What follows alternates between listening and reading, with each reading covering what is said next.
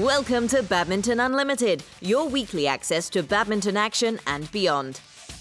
This week we talk to the upwardly mobile shuttler, Korea's women's singles player, Bae Yeon-ju. And we go behind the scenes at arguably the most loved Super Series event on the BWF calendar, the BCA Indonesia Open.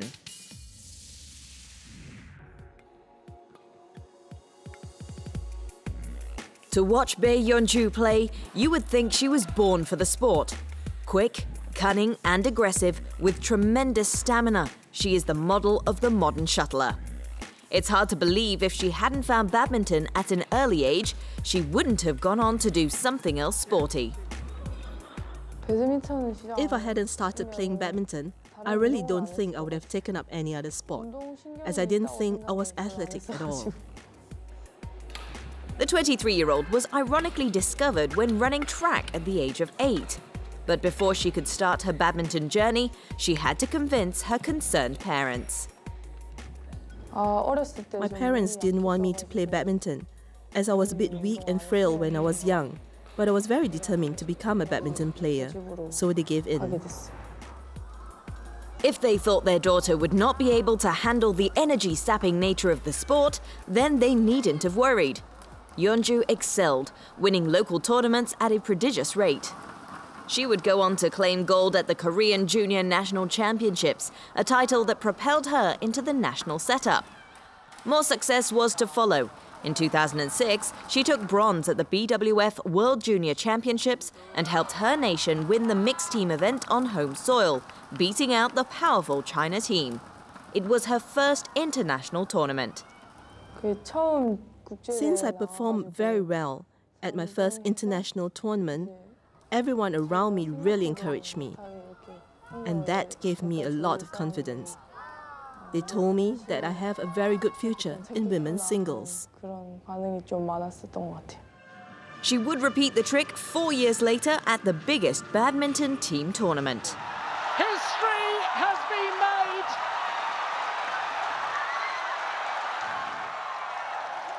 The Uber Cup is presented to Korea. It was an unbelievable achievement at the time. Korea had humbled the most dominant nation in the recent history of the BWF Uber Cup to claim their first ever title. Yeon-ju was just 19 years old.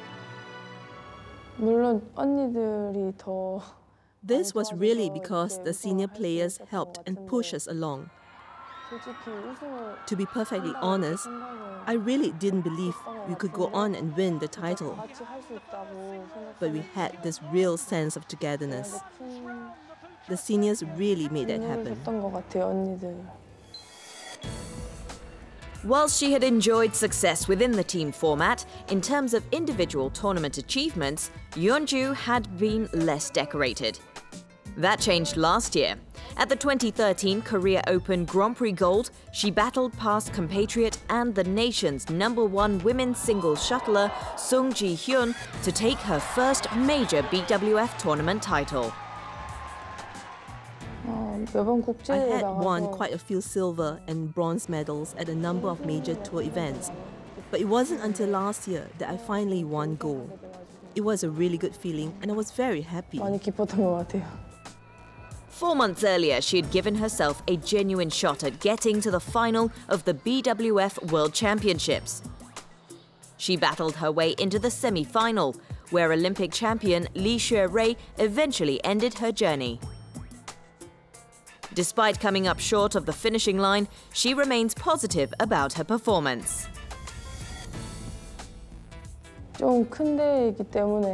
As it was a big occasion, I did a lot of preparation and was very focused on each of the games.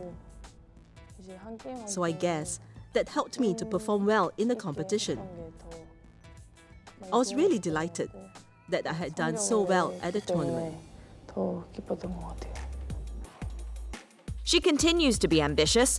In 2012, at the Olympic Games, she sailed through the group stages of the badminton event before losing in the knockout round. Having tasted the excitement of the Summer Games, she's looking forward once more to pit her skills and wits against the best in the world at the unique sporting arena. 2016년도에 있을 올림픽은 제가 I had experienced the London Olympic Games 2 years ago, so I realized how important each game can be. I will definitely train and prepare as well as I can, so I can hopefully win a medal at the 2016 Olympic Games in Brazil. From a frail youngster to one of the top players in her sport, Bae Yeonju's career has been about exceeding expectations. Still to hit her peak, she'll be hoping to defy the odds further as she seeks to make her mark on the game.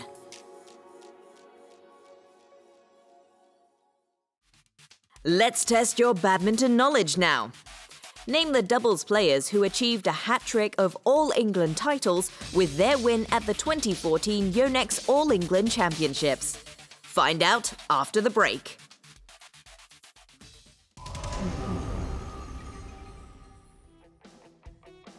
The road to destination Dubai continued last week in the land down under, the Star Australian Badminton Open 2014. Making its debut as a Super Series event, the organisers and players from all around the world were eager to put on a performance worthy of its new status. It was the mixed doubles that opened proceedings on the final day, as Korea's Ko Sung-hyun and Kim Ha-na took on Germany's Michael Fuchs and Birgit Michels. Both pairs had recently met at the Japan Open, where the Europeans eventually triumphed, but the sixth-seeded East Asians were a different proposition this time. In a match that lasted 41 minutes, Ko and Kim clinched the match and their first title for the year, 21-16, 21-17. Up next were the Indonesian Open women's doubles champions Tian Qing and Zhao Yunlei, as they went up against Japan Open winners Misaki Matsutomo and Ayaka Takahashi. Both sets of players were keen to take charge from the off, but it was the Chinese Olympic champions who settled better. Tian and Zhao made it 7-2 on the head-to-heads against the Japanese duo, winning the match in straight games 21-15, 21-9. It was the turn of Saina Nehwal next as she faced Spain's European champion Carolina Marin in the women's singles final. India's top women's shuttler was looking for her first Super Series title since 2012, and nothing was to get in her way. Despite Marin's best efforts, the final score read 21-18, 21-11 to the Olympic bronze medalist. The men's doubles final saw Korean duo Lee Yong-dae and Yu Yeon-seong playing against Chinese Taipei's Lee Sheng-mu and Tai Xia-sin. Having already won back-to-back titles in Japan and Indonesia, confidence was high in the Korean camp. Try as they might, the men from Taiwan had no answer to the informed Lee and Yu as the Koreans won it in straight games 21-14, 21-18. Five-time Chinese world champion Lin Dan made his first Super Series final in over 2 years when he went up against Indonesia's Simon Santoso in the concluding men's singles final. Despite the 10-1 head-to-head record against him, Simon was determined to cause another upset. After taking the first game, the world number 18 slowly crumbled as his Chinese opponent found his range and momentum to take home the title, winning 22-24, 21-16, 21-7.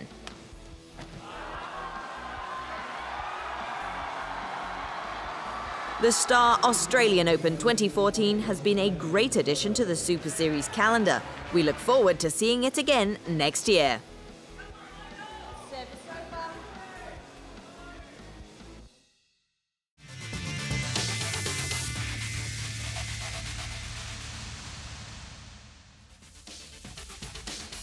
When we get back, we're in Indonesia to get some exclusive behind-the-scenes access to one of the best-loved Super Series events.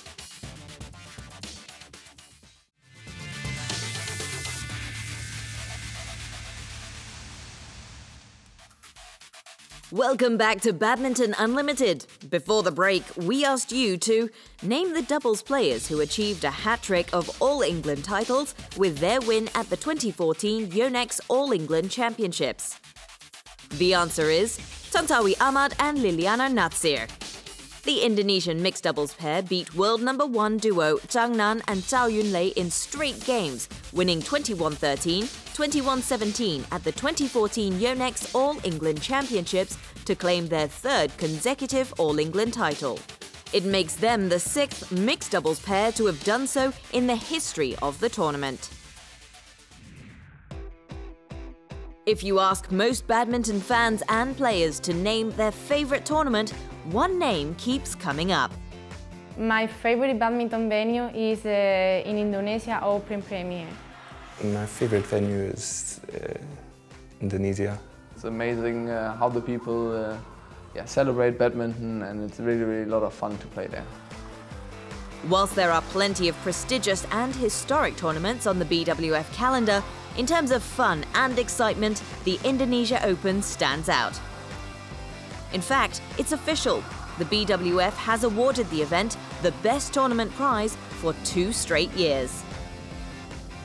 We call on all the same organizing committee, the team that helping us last year, and then we make sure that we have the same venue for this year, together with the hotels and everything else.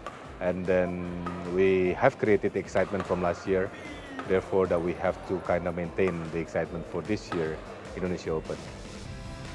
Badminton Unlimited was in Jakarta, the nation's capital, to check out the hard work being done behind the scenes that makes the tournament such a hit. The Indonesia Open dates back to 1982. In its 32-year history, it has had 9 host cities. But for the last decade, Jakarta has been its home. I mean, everybody asking, why Jakarta all the time? Why cannot move to the other areas? We did ask the players. They prefer also in the Jakarta, the stadium, and also the accommodation is like, it's a walking distance.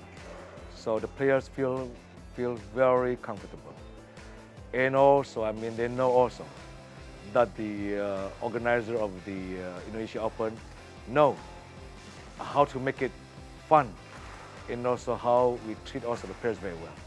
That's one of the reasons they like to come. After being awarded the highest tournament category, the Super Series Premier in 2011, the event has grown in stature. But this wasn't always the case. Bad reviews dogged the tournament when it began. Part of it because of the hygiene of the tournament in a certain part of area, and also the way we organize things are not that good.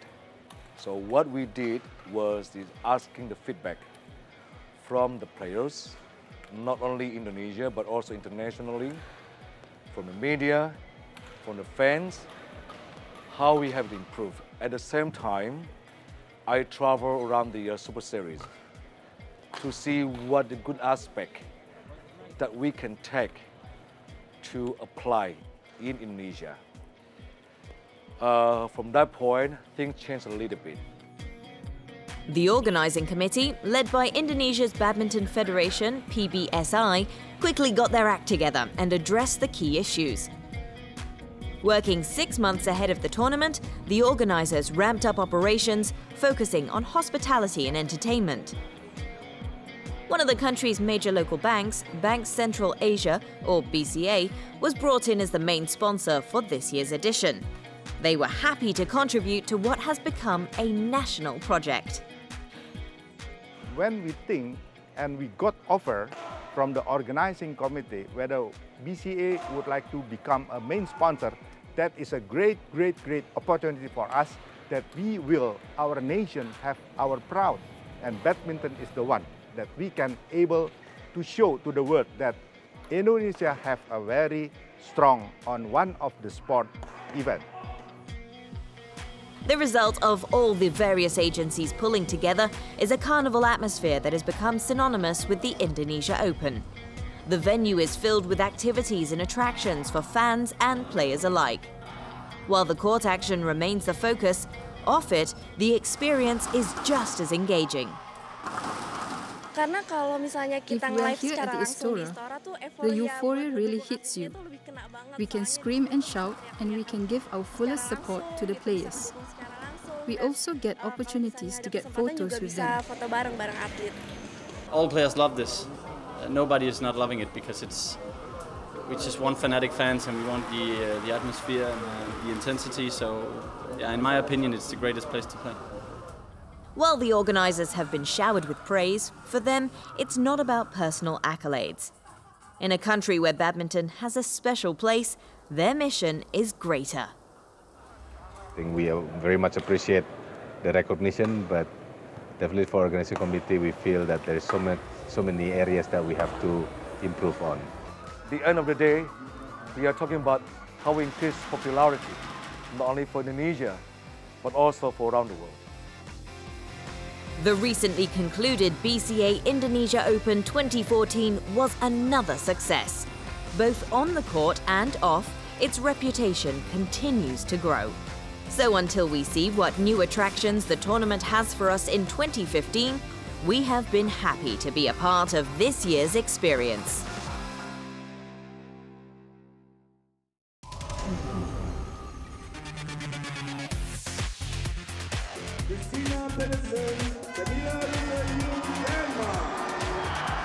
To be a champion, you need to be serious and you also need to have fun.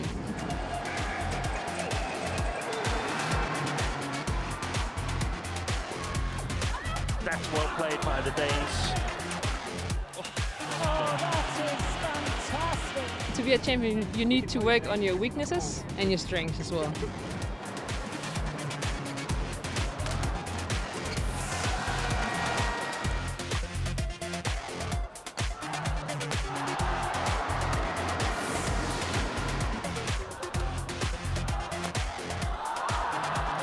To be a champion, you need dedication, and it's a dream to come true. Champion from Denmark, Christina Pedersen and Camilla Ryder-Yu.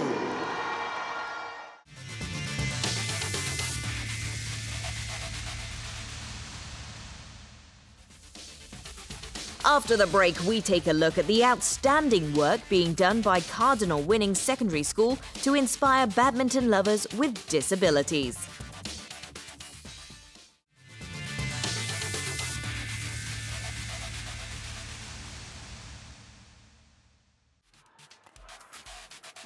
This week's Player of the Week is Korean duo Lee Yong-dae and Yoo Yeon-seong. With their win at the Star Australian Open 2014, the world number 2 pair completed a remarkable hat-trick of Super Series titles. With the Destination Dubai finals less than 6 months away, Lee and Yoo are surely making themselves top contenders for the season-ending finale.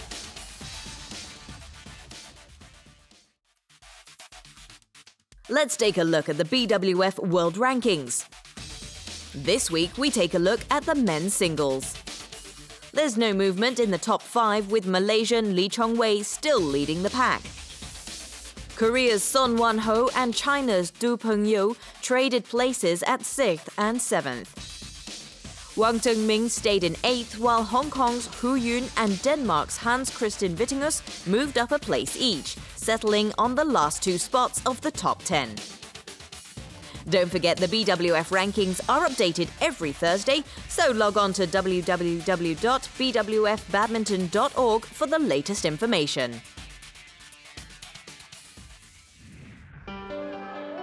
It is often said that sports have the ability to change lives.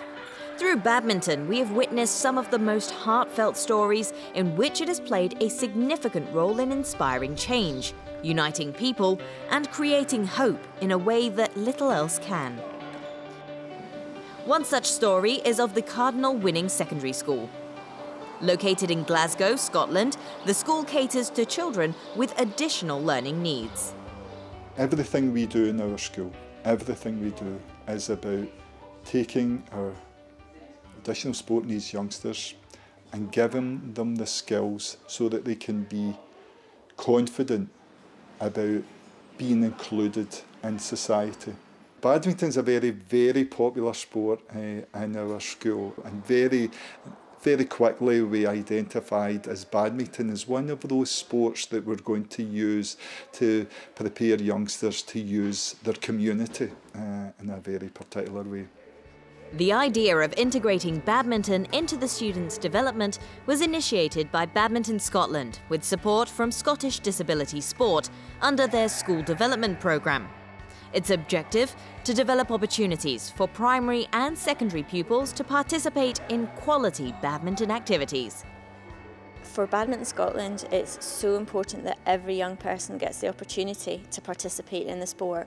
So for us to work with schools like Cardinal Winning High School, where young people with additional support needs, they get the opportunity to play just like everyone else. They get the chance, they understand that badminton's a sport for everyone, not just for the able-bodied. You just have to look at the enthusiasm, the positivity, the excitement in the young people to see them and what badminton means to them, what this opportunity is to succeed, to be good at something. And that to us is what sports development is all about. When Badminton Unlimited arrived, one of the many training sessions was in full swing. Originally part of the PE curriculum, the number of badminton sessions has increased due to its growing popularity amongst the children. These sessions are now available throughout the day. We have 6 badminton clubs in the course of the week. Mondays, Wednesdays and Fridays, every day. Each of those days we have 2 clubs going on. So the whole of the lunchtime and the whole of the morning interval is about badminton. People flock down to our hall and they want to be the first on the badminton court.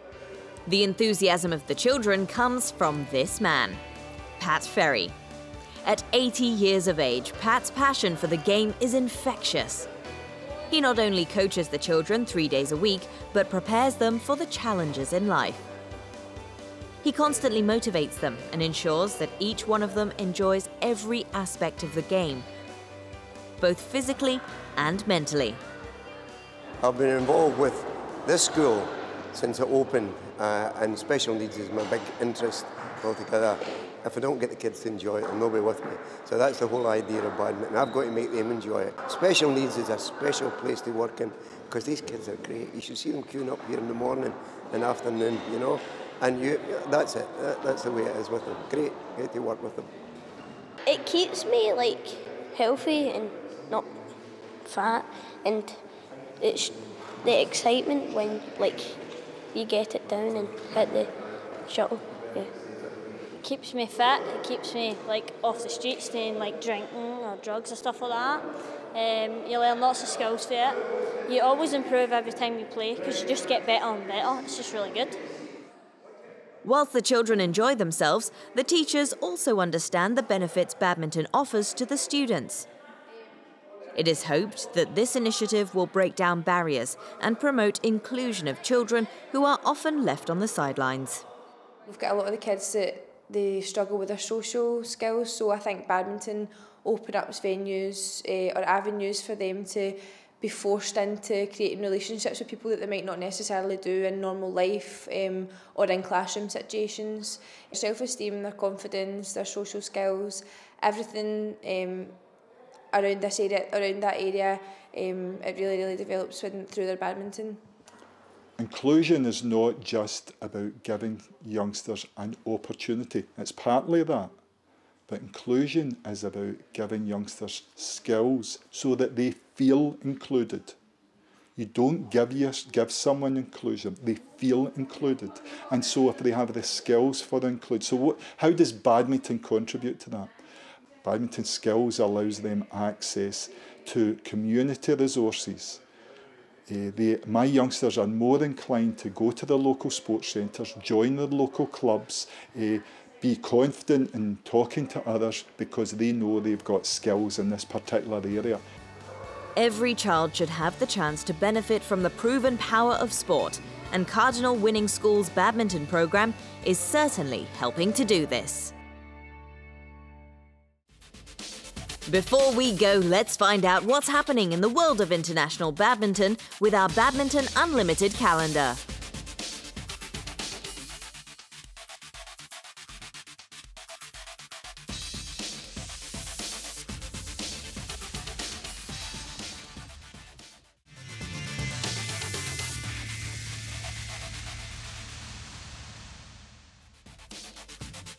Next week on Badminton Unlimited, we catch up with the #1 ranked men's doubles shuttlers in the world, Mohammad Ahsan and Hendra Setiawan, as they share the secrets to their success.